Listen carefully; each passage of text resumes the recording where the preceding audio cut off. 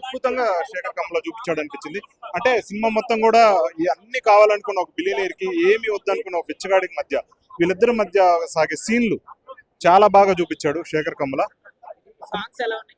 Songs మన ఎప్పుడు అన్నట్టుగానే ఒక మీనింగ్ఫుల్ సాంగ్ ఉంది, ఒకటి మంచిగా ఎప్పుడో సినిమా రిలీజ్ ముందే సాంగ్ రిలీజ్ అయింది కాబట్టి అది సూపర్ గా అనిపించింది. ఆ సాంగ్ విజువలైజేషన్ కూడా లాస్ట్ క్లైమాక్స్ లో పండింది.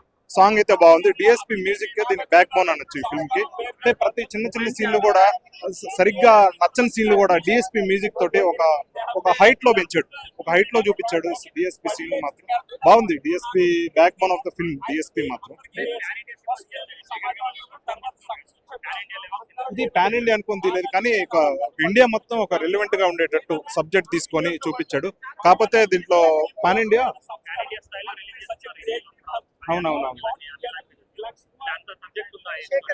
గుడ్ అటెంప్ట్ అనొచ్చు, గుడ్ అటెంప్ట్ అనొచ్చు. రేటింగ్ 3 ఇస్తామండి. అంటే శేఖర్ కమ్ములది తను ఏం చెప్పాలనుకున్నాడో స్టోరీ టెల్లింగ్ ని హానెస్ట్ గా చెప్పాడు. అంటే సైడ్ కి ట్రాక్ ని తప్పకుండా సేమ్ తను ఏం చెప్పాలనుకున్నాడో టెర్ఫిక్ గా ఒక డైరెక్షన్ గానీ స్క్రీన్ ప్లే గానీ అద్భుతంగా ఉంది. గ్రిప్పింగ్ థ్రిల్లర్ అనొచ్చు.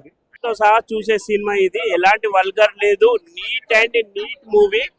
ఇక చెప్తున్నా కదా ఒకటే మాట, కల్ట్ క్లాసిక్ మూవీ ఇది. క్లాసిక్ అంటే ఇక క్లాసిక్, సూపర్ అంటే సూపర్. ఇక అందరు బాగా చేశారు, ఇద్దరు హీరోలు. నాగార్జున సార్కి ఇక ఆయన లెవెల్ యాక్టింగ్ కి దానికి ఇక చెప్పనికి రాదు. చాలా ఎక్స్ట్రాడినరీ యాక్టర్. అప్పటి నుంచి కూడా ఇప్పటి వరకు కూడా ఇంకెప్పటి కూడా ఇక ఆ లెవెల్ యాక్టింగ్ ఎవరికి రాదు. ఖచ్చితంగా చూడొచ్చు.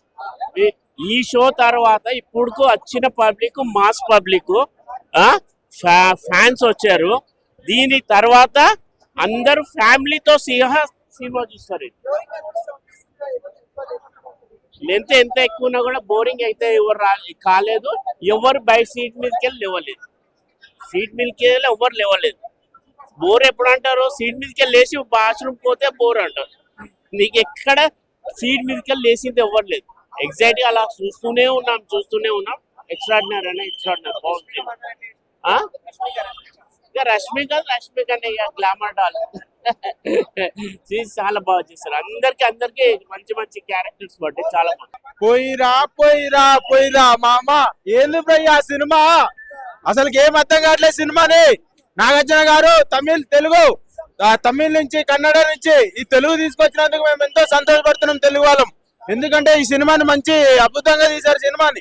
హీరో గారు కూడా బాగుంది. మీ యాక్టింగ్ ఇది తెలుగు వాళ్ళకి ఎక్కడికో తీసుకుపోలే అంత ఉంది సినిమా. అసలు ఈ యాక్టింగ్ అసలు నాకు ఏం అర్థం కావట్లేదు. కూర్చున్నంత సేపు కూడా నాకు ఏదో అమ్మ ఎమోషన్ అయితే బాగా అనిపించింది. ఆ ఎమోషన్ ని నాగార్జున గారికి మీకే సూట్ అవుతుంది. ఎందుకంటే మీరు ఎప్పుడు చూసినా సరే ఈ సినిమాలని ఇండస్ట్రీ మీద ఎప్పుడు చూసినా సరే ఒక వాంటెడ్ అంటే ఇది ఎట్లా రీఛార్జ్ చేయాలి, అంటే ఎట్లా మనం ఏమైనా చేయాలంటే ఎట్లా చేయాలి అనేసి సినిమాని తీసుకుపోతేనే మీకు సూపర్ హిట్ అయిపోతుంది. ఎందుకంటే దాని మీద ధ్యాస పెట్టండి మీరు నాగార్జున గారు.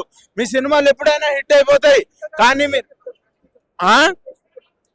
మేడం మీరైతే పుష్ప 2లో వచ్చారు కరెక్టే, మళ్ళీ ఈ సినిమాలో వచ్చారు. దీనికి ఎంత తీసుకున్నారో తెలియదు. కానీ సినిమా యాక్టింగ్ ప్రకారంగా అయితే మీకు కొంచెం డిసప్పాయింట్ అయింది. మీకు ఈ సినిమా సూట్ కాలేదు, ఎంతో డిసప్పాయింట్ అయింది. మీకు ప్రభాస్ గారు, మన అల్లు అర్జున్ గారితో, ప్రభాస్ గారితో, ఈ రామ్ చరణ్ గారితో మాత్రమే సెట్ అవుతుంది. ఇట్లాంటి దానికి సెట్ కాదు. మీకు అసలుకి సూట్ కాలేదు, క్యారెక్టర్ కాదు. మీకు అసలు మూవ్మెంటే లేదు. అసలు మీరు చెయ్యాలని కూడా మీకు అసలుకి లేదు. ప్రొడ్యూసర్ గారు ఎట్లా తీసుకున్నారేమో నాకు అర్థం కావట్లేదు. కానీ మీకు అసలుకి దీని మీద సినిమా మీద ఇంట్రెస్టే లేదు.